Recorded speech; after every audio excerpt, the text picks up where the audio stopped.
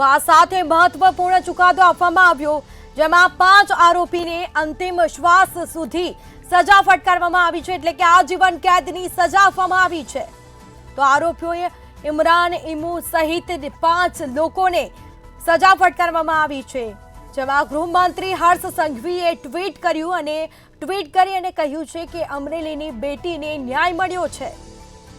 તો અમરેલીમાં દુષ્કર્મ કેસમાં મહત્વપૂર્ણ ચુકાદો આપવામાં આવ્યો છે।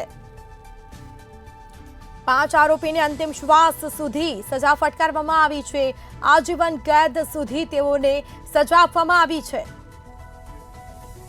તો ગૃહમંત્રી હર્ષ સંઘવીએ ટ્વીટ કરી અને માહિતી પણ આપી છે અને તેઓએ કહ્યું છે કે અમરેલીની બેટીને ન્યાય મળ્યો છે।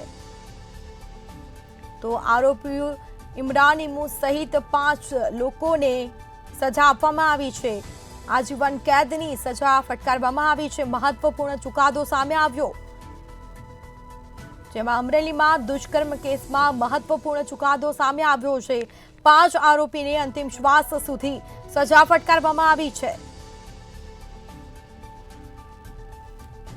આ સાથે આજીવન કેદની સજા ફટકારવામાં આવી છે, તો મહત્વપૂર્ણ ચુકાદો આપવામાં આવ્યો છે।